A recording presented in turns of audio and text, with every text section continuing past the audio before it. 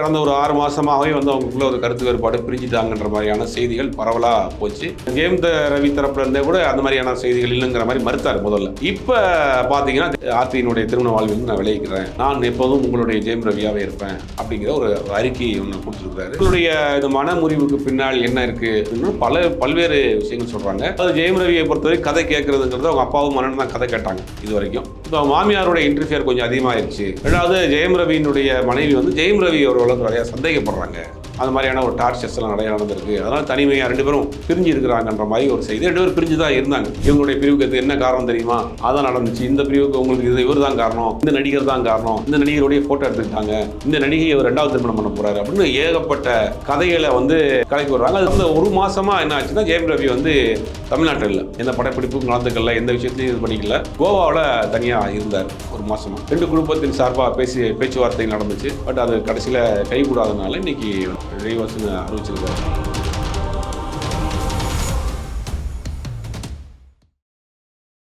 வாகை தமிழ் நேயர்களுக்கு வணக்கம். இன்று நம்மோடு நேர்காணலில் இணைந்திருக்கக்கூடிய சிறப்பு விருந்தினர் ஊடகவியலாளர் திரு சுபைர் அவர்கள். வணக்கம் சார். வணக்கம். இப்போ தற்போதைய செய்தியாக நடிகர் ஜெயம் ரவி அவர்கள் தன்னுடைய மனைவியை தன்னுடைய திருமண வாழ்விலிருந்து பிரிந்து போவதாக அறிவிச்சிருக்கிறாரு. இந்த விஷயத்தை நீங்கள் எப்படியா பார்க்குறீங்க சார்? ஜெயம் ரவி ஆர்த்தி தம்பதிகள் 2009 திருமணம் பண்ணிட்டாங்க. 2 குழந்தைகள் இருக்குது. ஜெயம் ரவியை பொறுத்த வரைக்கும் தமிழ் சினிமாவில் எந்த விதமான கிசுகிசுக்கும் பிரச்சனைக்கும் அடிபடாதவர். ஜெயம்ங்கிற ஒரு தெலுங்கு படத்தை தமிழில் ரீமேக் பண்ணி ஆரம்பிச்சப்பட்டப்போ அதில் இருந்து அந்த பேர் ஒரு கொட்டிக்கு ஜெயம் ரவி அப்படின்னு நிறைய படங்கள் அவங்க அண்ணனுடைய அவங்க அப்பாவோடையும் சேர்ந்து பண்ணினார். அதில் 2009 ஆர்த்திங்கிற ஒரு திரைப்பட தயாரிப்பாளருடைய சுஜாதா விஜயகுமார் அப்படிங்கிற திரைப்பட தயாரிப்பாளருடைய மகள் அவங்கள திருமணம் பண்ணாங்க. திருமண வாழ்க்கை கிட்டத்தட்ட 15 வருஷமாக போயிட்டு இருந்துச்சு. கடந்த ஒரு 6 மாதமாகவே அவங்களுக்குள்ள ஒரு கருத்து வேறுபாடு பிரிஞ்சுட்டாங்கன்ற மாதிரியான செய்திகள் பரவலாக போச்சு. சிலர் மறுத்தாங்க இல்லை அப்படிங்கிற மாதிரி. ரவி தரப்புல இருந்தே கூட அந்த மாதிரியான செய்திகள் இல்லைங்கிற மாதிரி மறுத்தார் முதல்ல.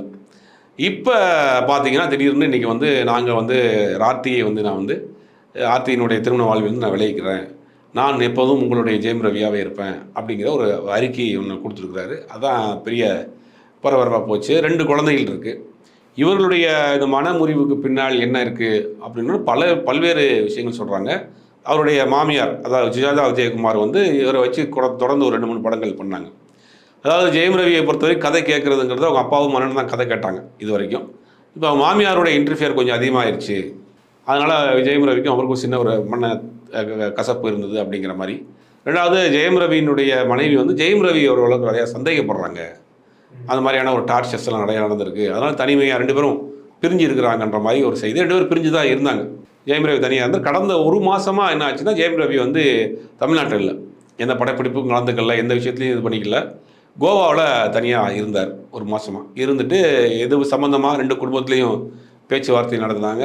பெரிய ஒரு டிப்ரெஷனில் இருந்திருப்பார்னு வச்சுங்களேன். அந்த மாதிரியான சூழ்நிலையில் இருந்தப்போ 2 குடும்பத்தின் சார்பாக பேச்சுவார்த்தை நடந்துச்சு.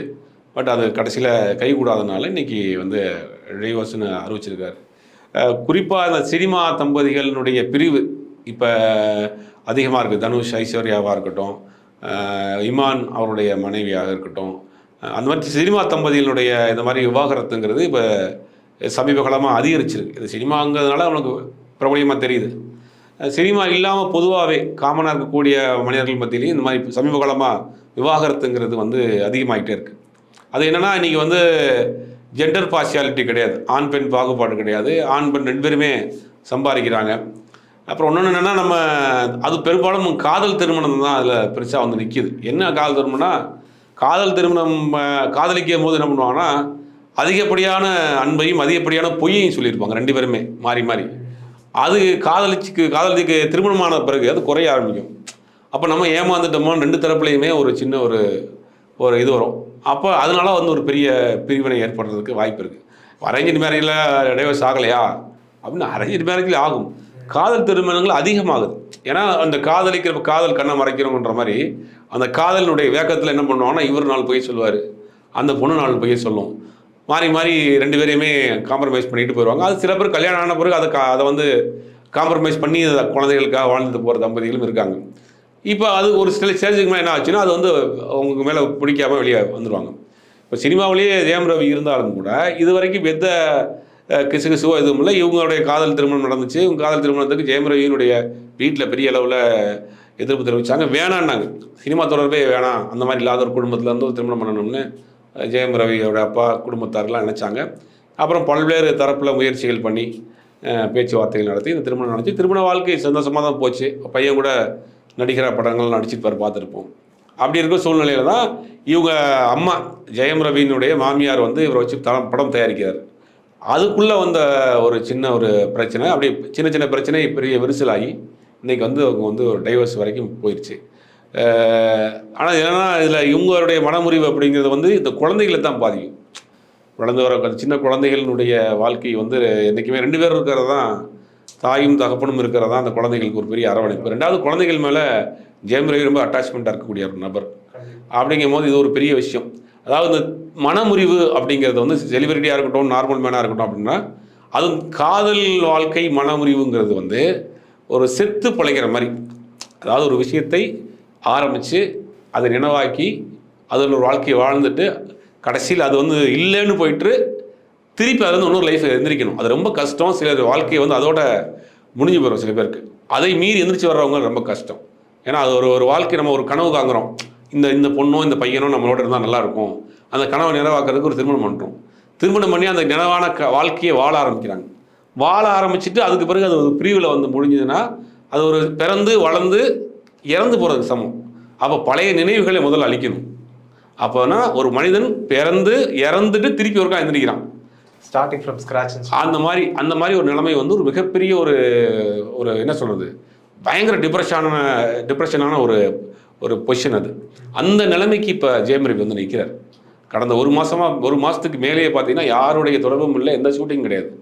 கோவாவில் தனிமையிலே இருந்திருக்கிறார். அப்புறம் இவங்க தரப்புலேருந்து போய் பேசி காம்ப்ரமைஸ் பண்ணி 2 குடும்பத்து தரப்புலையும் பேசி கடைசியில் தான் வந்து இப்போ வேறு வழியே இல்லாமல் இந்த மாதிரியான டிவோர்ஸுங்கிற ஃபைனல் முடிவுக்கு வந்திருக்கிறாங்க. இதில் இருந்து அவர் எப்படி எந்திரிச்சு வருவார்? ஏன்னா ரொம்ப பேசிக்காக வந்து ஃபேமிலி அட்டாச்மெண்ட் உள்ள ஒரு நபர், குழந்தைகள் மேலே ஒரு அட்டாச்மெண்ட் உள்ள நபர். இந்த ஒரு காதல் தோல்வி, மனைவியினுடைய பிரிவு, குழந்தைகளுடைய பிரிவு, இதெல்லாம் வந்து ஒரு பெரிய ஒரு விஷயம். அதில் வந்து எப்படி எந்திரிச்சு வர போகிறாருன்னு தெரியல, பார்ப்போம். இப்போது சினிமா துறையில் இருக்கக்கூடியவங்க பல பேர் வந்து விவாகரத்து ஆகிறத நம்ம பார்க்குறோம். அது சமூக வலைதளங்களில் வேறு மாதிரியான விவாதங்களுக்கு கொண்டு போகிறதையும் நம்ம பார்க்குறோம். அந்த விவாதங்கள் வந்துட்டு சம்மந்தமே இல்லாமல் ஒருத்தரை வந்து சேர்த்து வச்சு பேசுறது, அதை வந்துட்டு அவங்களுடைய எமோஷன்ஸை ஹெல்ப் பண்ணுற மாதிரி தானே இருக்கும். இல்லை, இன்றைக்கி கொடுத்த அந்த அறிக்கையில் என்னுடைய உணர்வுகளை புரிஞ்சுக்குங்கன்னு ரொம்ப கண்ணியமாக கேட்டிருக்காரு. அதை நம்ம மதிக்கணும். இப்போ சினிமா நடிகராக இருக்கட்டும், அவங்களும் மனிதர்கள் தானே, அவங்களுக்கு உணர்வுகள் இருக்கு இல்லையா? அவங்களும் நீங்கள் பேசுகிற பேச்சு, நம்ம பேசுகிற பேச்சு, போடுற கமெண்ட் எல்லாத்தையும் பார்க்க தானே செய்வாங்க. கண்டிப்பாக. அப்படிங்கும்போது அவங்களே வந்து இந்த மாதிரியான ஒரு பிரிவில் இருக்கிறப்ப மேலும் மேலும் வந்து இவங்களுடைய பிரிவுக்கு அதுதான் காரணம், இவங்களுடைய யாருக்குமே ஒரு 2 பேருடைய பிரிவுக்கும் ஒரிஜினல் காரணம் தெரியாது. நம்ம பேசுகிறோம்னா நமக்கு வரக்கூடிய செய்திகளை வச்சு பேசுகிறோம். உண்மையான காரணம் ஒரு கணவன் மனைவியினுடைய பிரிவுக்கு கணவன் மனைவிக்கு 2 பேருக்கு மட்டும் தான் தெரியும். அது 1000 காரணங்கள் வெளியில் சொன்னாலும் உண்மையான காரணம் அவங்க 2 பேருக்கு மட்டும்தான் தெரியும். அது இவங்க பெற்றோருக்கோ அவங்க பெற்றோருக்கோ தெரியாது. அப்படிங்கும் போது அவங்களும் என்ன நடந்துச்சுன்னு நமக்கு தெரியாது. ஆனால் ஒரு பிரிவு ஏற்பட்டிருக்கு. அந்த பிரிவு 2 பேருக்குமே அதே நேரத்தில் அந்த பெண்ணுக்கும் அந்த வழி இல்லாமல் இருக்காது. அதுக்கும் ஒரு பெரிய வேதனை இருக்கும்.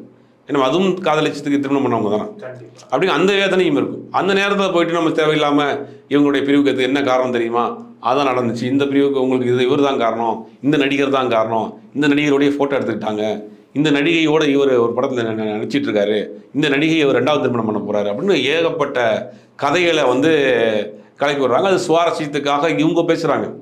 ஆனால் சம்மந்தப்பட்டவர்களுடைய மனவேதனை என்னங்கிறது அவருடைய பாயிண்ட் ஆஃப் வியூவில் இருந்தால் அப்படி பேச மாட்டாங்க. இன்னைக்கு ஜெயம் ரவி இந்த ஒரு ஃபைனல் ஸ்டேஜில் தான் வந்திருப்பாங்க. 2 குடும்பமும் பேசி முதல்ல 2 பேர் பேசியிருப்பாங்க. கணவன் மனைவி 2 பேருக்குள்ளே பேசி அதில் ஒரு சுமூகமாக முடிவு ஏற்படாமல் அப்போ 2 தரப்பு குடும்பமும் பேசி 3வதாக வந்து வெளியிலிருந்த ஆட்கள் சில பேர் வெல் விஷர்ஸ் பேசியிருப்பாங்க. எதுக்குமே முடியாமல் தான் இன்றைக்கி அவங்க ஃபைனலாக வேறு வழியே இல்லைங்கிற ஒரு முடிவு எடுத்திருக்கிறாங்க. அப்படிங்கும்போது இதில் வந்து நம்ம சுவாரஸ்யத்துக்காக நம்மளுடைய பொழுதுபோக்குக்காகவும் அடுத்தவருடைய வாழ்க்கையை வந்து பேசுறது வந்து அது ஒரு இப்போ சமீப காலமாக அது நிறைய அதிகரிச்சுட்டு வருது. அது இப்போது சமூக வலைதளங்களில் அதையே கேள்வி கேட்குறேன். இப்போ அதை பற்றி யாராவது கேள்வி கேட்டாங்க அப்படின்னா இது ஒரே ஒரு இது தான். சரி, அவங்க ப்ரைவசினா அவங்க ப்ரைவசி அவங்களுக்குள்ளே வச்சுக்க வேண்டியதானே. அது எதுக்கு பொதுவெளியில் எதுக்கு சொல்லணும்? இப்போ சமூக வலைதளங்களில் எதுக்கு பதிவு போடணும்? அது ஒரு அறிக்கையை எதுக்கு போடணும்? ப்ரைவசியோட வச்சுக்க வேண்டியதானே அப்படின்னு சில பேர் கேள்வி கேட்குறாங்க. அதுக்கு உங்களுடைய பதில்? இல்லை, அதுக்கு வந்து இப்போ நீங்கள் இப்போ அறிக்கை கொடுத்தாகணும். இப்போ நீங்கள் அறிக்கையை கொடுக்கலன்னா இந்த கிசு தொடர்ந்துகிட்டே போகும். இந்த காசிப் வந்து தொடர்ந்துகிட்டே போகும். ஜெயம் ரவி வந்து ஒரு நடிகையோடு இத்தனை நாள் குடும்பம் நடத்தி கொண்டிருக்கிறார், அவங்க மனைவி இதை தெரிஞ்சு தான் பிரிஞ்சு போன, ஒவ்வொருத்தவங்களும் ஒரு கண்ணும் காது மூக்கு வச்சுருப்பாங்க. இப்போ இதுதான் அவர் சொல்லிட்டாங்கல்ல, இன்னும் உங்கள் வேலையை பாருங்கள் அப்படின்னு ஒரு புஸ்டாப் வைக்கிறதுக்கு தான். இப்போ செலிபிரிட்டியை சுற்றி சமூக கதைகள் வரதான் செய்யும். சினிமாவாக இருக்கட்டும், அரசியலாக இருக்கட்டும், அந்த மாதிரியான ஒரு பிரிவு இருக்கிறப்ப அவங்களுக்கு தொடர்ந்து வரும். இப்போ ரெண்டாவது அவங்க லீகலாக வந்து எப்படியும் கோர்ட்டுக்கு தான் போகிறாங்க. கோர்ட்டுக்கு போகிறப்ப கண்டிப்பாக தெரியும். அப்போ அன்றைக்கி நீங்கள் இல்லைன்னு சொன்னீங்கல்ல, இப்போ ஜெயம் ரவிக்கு பின்னாடி ஒரு ரசிகர் கூட்டம் இருக்குது, ஒரு ஆட்கள் இருக்காங்க. அந்த ரசிகர்களுக்கு ஒரு இன்ஃபார்ம் பண்ணித்தானே ஆகணும்.